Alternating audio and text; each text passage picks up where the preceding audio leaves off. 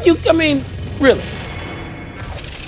Do you know who was out there naked except for a panda head? If you don't know that, it could have been me. Okay. Could have been me. Again, I had to get out of the house.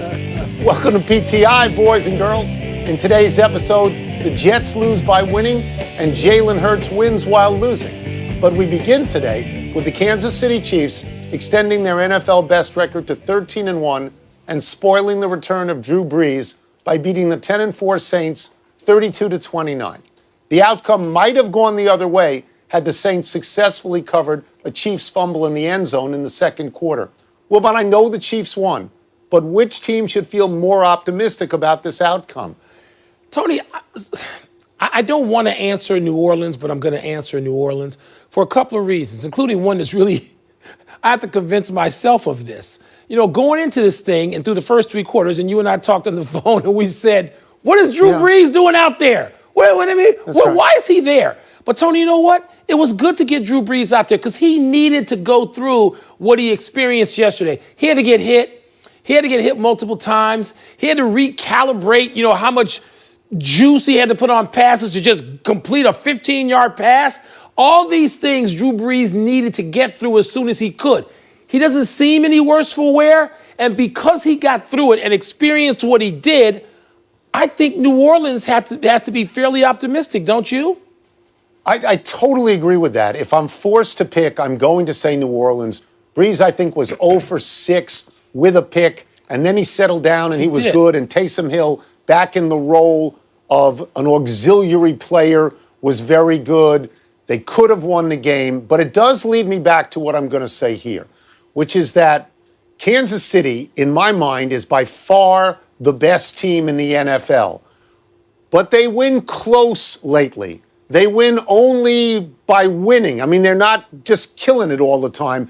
And it allows other teams to believe they can beat Kansas City, even though they don't actually beat Kansas City. Not yet. So for me, this is another win-win in the way I look at it. You know what, though? This year is starting to remind me. What year was that the Patriots went 17-0 or 18, but they couldn't get the last win? Was that 08? 2007? 7 or 8, where the Patriots were just great. Sure. And remember how they were just brutalizing people? And then the scores got closer and closer and closer. I am not looking at Kansas City, and I appear to be the only person in America who watches a lot of football and thinks this. I look at them, I don't see an automatic here. This isn't the NBA when you have the greatest player and the greatest team, you win like 99% of the time. This isn't that, the NFL. And I'm looking at it going, okay, teams are getting within shouting distance of the Chiefs. So let me go to that. The Saints in the NFC, it's easier to navigate your way into the Super Bowl now. Other than the Packers, you look at Tampa Bay, which is wildly inconsistent. The Rams just lost to the Jets. Geez. Seattle is in close games all the time now. They've fallen to earth. Whereas in the AFC, there's 5 or 6 teams with at least 10 victories. I wrote these down. Buffalo, Pittsburgh. Tennessee, Pittsburgh, Indianapolis, Cleveland, and Baltimore, which may be the best of all those teams, is still on the outside looking in, I think. So it's harder. Even though I love Kansas City, it's harder to get there from the AFC. I'm not ready, in the words of the late, great Dennis Green, to crown their you-know-what just yet. I'm not. I get it. The Cardinals beat the Eagles, but Jalen Hurts, he sort of stole the show. The Eagles threw for 338 yards, ran for 68 more, accounting for 4 touchdowns in just his second start, Carson Wentz. But the Cardinals won the game behind 406 passing yards from Kyler Murray. Tom, what was the story of the game in your mind? The Cardinals winning or the way Jalen Hurts played? So I know that Arizona is another one of your hometown teams by virtue of some billion-dollar house. And it's a good win for Arizona because it keeps their playoff hopes alive. But the story, if you're writing a column, the story is Jalen Hurts. You gave those statistics. He accounted for 4 touchdowns, and so did Kyler Murray. But Kyler Murray was the number 1 overall draft pick, and Jalen Hurts was not. And neither of us knows yet if he has an NFL arm. But what he has done is he's made it impossible for Doug Peterson to go anywhere else but him. The Eagles look so much better when he is out there that he is their quarterback now. And if you look, I took these numbers down from college. Because, again, I'm not sure how good he is, but I am sure he's a great leader. He was 27-2 as a starter in Alabama, 12-2 as a starter at Oklahoma. That's 39-4. This is a guy who wins games. That's very important. Yeah. I guess that's the story if you're writing a column somewhere along I-95. But for those of us reading something else, then it ain't that. It's Kyler Murray. I'm sorry, didn't you hear 400-plus yards passing? I heard. Okay, again, so, number one overall so pick. What? And he's got DeAndre Hopkins. We're not grading on a curve, Hopkins. Then good for him. Good for him. The other guys, Philadelphia, they're supposed to be this and they're supposed to be that. Carson Wentz is almost the biggest story here. Carson Wentz, who's quoted as saying, I see on the underline all day Saturday and Sunday, Carson Wentz doesn't want to be coming off the bench. What? Are you? Then play your sorry butt onto the field in the starting lineup. Carson Wentz has become dislikable as far as I'm concerned. Now, let me get back to Kyler Murray. Well, you never liked him. I didn't dislike him. Now I do. No, you never liked him. Kyler Murray and the Cardinals had to win the game, all right? That's or right. they would have dropped to the 8th spot behind the Bears, which is unthinkable. And they won the game. And it was a tight game that had some drama late. And listen, Tony, I mean, I get it when you're talking about the emergence of a young quarterback out of nowhere that people didn't even think was going to play this year. I'm not going to sit here and be stupid and deny the appeal of that storyline. But Murray, they got some ups and downs of their own, and they had to win that game yesterday to hold on to that number 7 spot for the time being. The Cardinals are the story. Yeah, well, you're wrong, but it's attractive the way you phrase it. Let me get back to Carson Wentz for a second, because he has not been quoted. Those stories have been sourced. It has been attributed to him that he doesn't want to back somebody up and he wants to leave. But the bottom line on that is very simple. It is this. He has been outplayed by Nick Foles in Philadelphia. Now he is being outplayed by Jalen Hurts. In the games that he has missed, the Eagles are 11-4. What more do you need to know? That'll do it for me. Let us move on to another story. Exactly. The 4 college football playoff teams are no big surprise. Everybody had Alabama, Clemson, and Ohio State. And it is easy to put Notre Dame in over Texas A&M. They both have one loss to great teams, and Notre Dame had better victories. But here's real news. Dabo Swinney, your boy, voted undefeated Ohio State, the team he will play in the semifinals, 11th in the coaches' poll, 11th, behind 3-loss Florida, 3-loss Iowa State, Georgia, Cincinnati, and Coastal Carolina, among others. Wilbon, why on earth would he do this? Because coaches have agendas. And some let those agendas show, your slip is showing, son, more than others. There was a very famous coach, I'm not going to name him, very famous coach who once said to me when we were talking about the difference between the AP poll, which is pretty much the media poll, and back then the other poll, Tony, the UPI poll, was a coach's poll.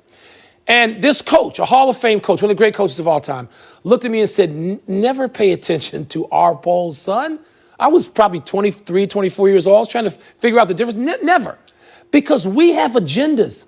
I don't even vote. I let my sports information director vote, which a lot of coaches do, or did, because he's going to give an honest assessment, and I am not, because I have grudges, and there are people I hate, and there are programs I hate, and there are people I think who cheat, and I'm never voting the way you should vote, so never pay attention to our poll. And that is the first thing I thought of when I heard Dabo Swinney and where he voted them.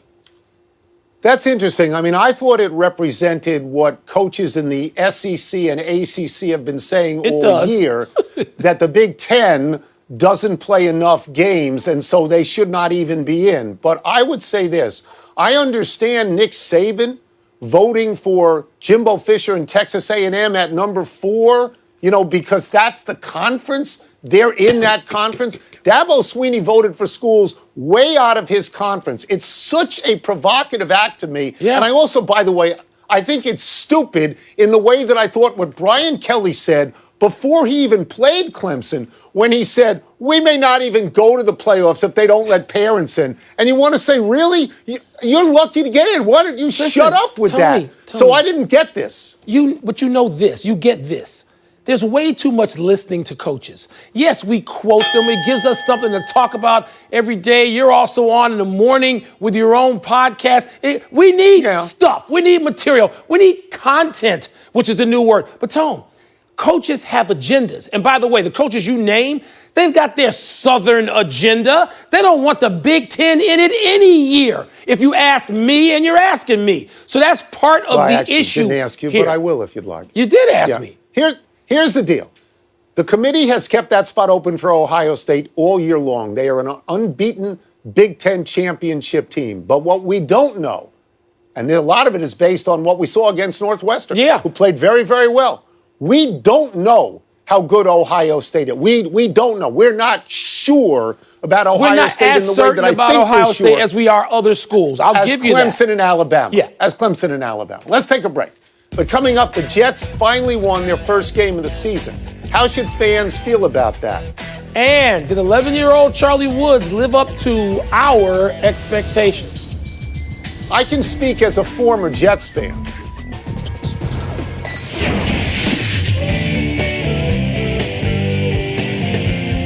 It's mail time. We're answering 2 of your questions. Is our gift to you happy holidays?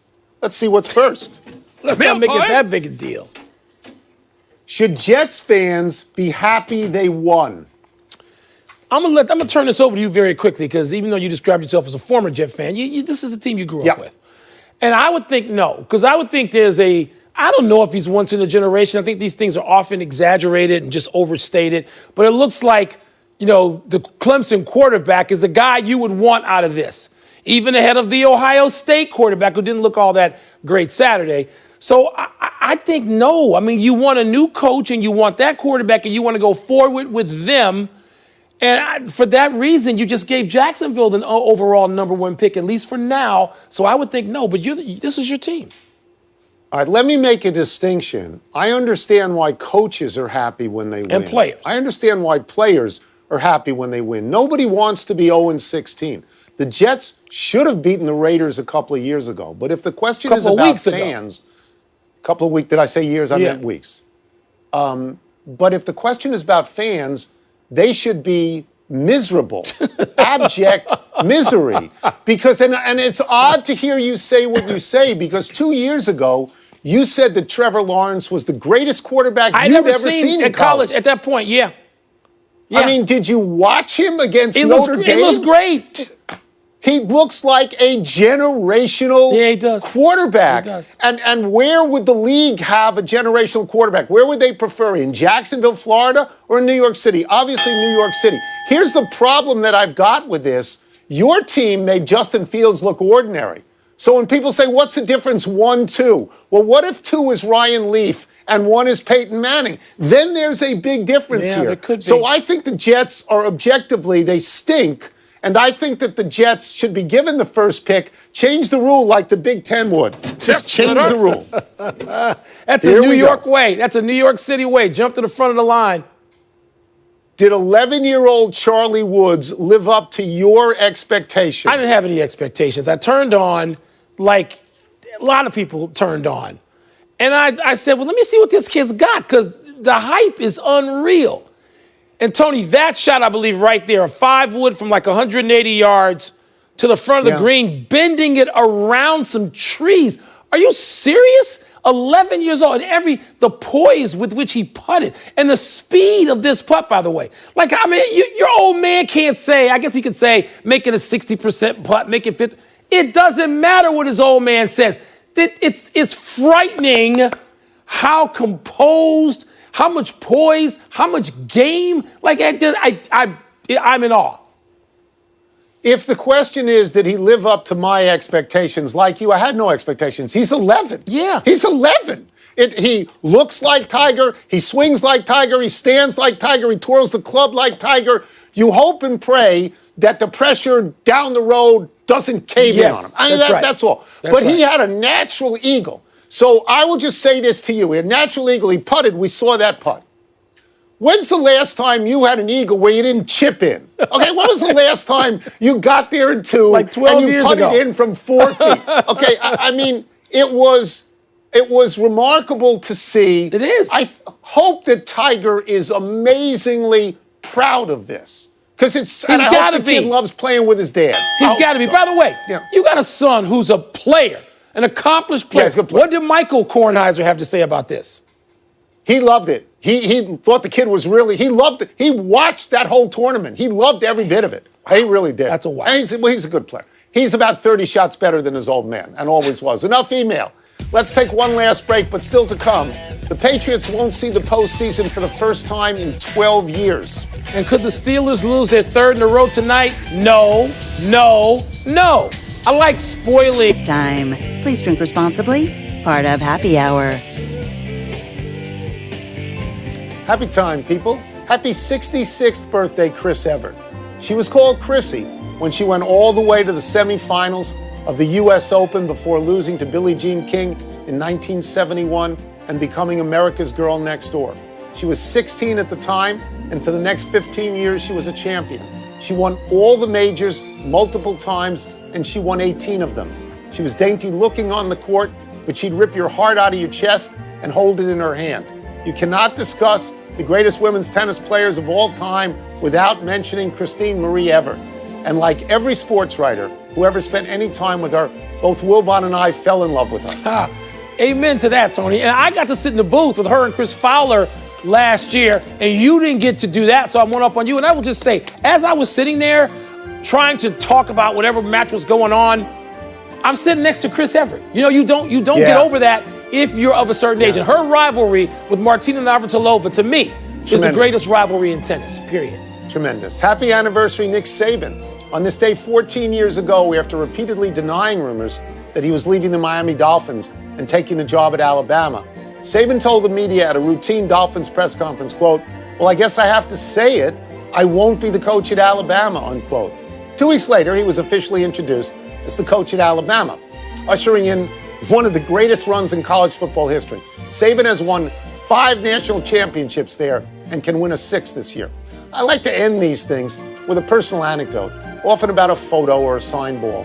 In this case, I will just say, Saban lied to my face at a Monday night production meeting when I asked him if he could categorically deny he was going to Alabama. Yeah, I remember you saying that. Oh, Saban told me this. And I just remember picking up the phone 2 days later going, whenever later it was, saying, Tony, what happened to your boy? He's gone. I mean, look, he's one of the great coaches in any sport of all time. Yes. But I don't believe if he says it's Monday, I'm going to check the calendar. I don't have to believe anything he says, but I can respect the hell out of his teams. Happy trails to the playoffs for New England. By virtue of losing to the Dolphins yesterday, the Patriots were eliminated from the playoffs for the first time since 2008, the year Tom Brady tore his ACL in the first game. The Patriots' string of 11 straight years in the playoffs was the longest in NFL history. The Patriots will finish third in the AFC East behind Buffalo and Miami, their worst division finish in 20 seasons. Bill Belichick said, quote, "We have to coach better, we have to play better, we have to tackle better," unquote. Cam Newton threw for 209 yards and no touchdowns yesterday. Meanwhile, Tom Brady threw for 320 yards and 2 touchdowns in the second half alone, making up a 17-0 deficit, beating Atlanta Dogs 31-27. You were all excited about this yesterday. Brady came back. Brady came back. Brady's playing against the chokingest team in sports this season. And maybe the Falcons can get past this, Tony. But my goodness, every week it seems they have a lead and choke like dogs. So don't give me what Brady and Tampa did. It should never have been trailing this dog team by that much in the first place. 320 yards in the second half is a real big deal. It is. Real big deal. It's Atlanta. But if you think this was a bad choke, the Super Bowl is the worst choke of all time. It was. It's the worst choke of all time. Bad. I hope they're happy dancing on the sidelines with the owner. Let's go to the big finish. Let's do it. The NBA rescinded a second-round pick from the Bucks for tampering with Bogdanovich. Is that justice? Well, Tony, it could have been worse, and they don't get Bogdanovich and they don't get the pick. So, that's probably enough. The NHL will return January 13 with a 56-game schedule and an all-Canadian division. You excited for that? I'm happy. It's cold out. Hockey should be played, but I don't know if the all-Canadian division is going to be allowed to play in Canada. I'm not sure of that yet. Somebody tell me. The Carolina Panthers fired general manager Marty Herney We know him a long time. Your thoughts? I mean, wouldn't it seem just if Marty Herney winds up running or partially running the Washington football franchise? He covered them as a beat writer, sat shoulder to shoulder with ink-stained wretches like you and me for a couple of decades. Yep. The Seahawks beat the Washington football team. Were you impressed? I was impressed by the defense of the Washington football team. I was. They got close. Last one, Monday Night Football, Steelers and Bengals. Third loss in a row for Pittsburgh? No. I mean, Pittsburgh would have to absolutely crater for the Steelers to lose that game, and they're not going to crater. I know James Conner's out, doesn't matter. I agree. Out of time. Try and do better the next time. I'm Tony Kornheiser. And I'm Mike Wilbon. We're back on the Deuce tomorrow, Knuckleheads. You can get the PTI podcast on the ESPN app or Apple Podcasts. And now, sports. You were with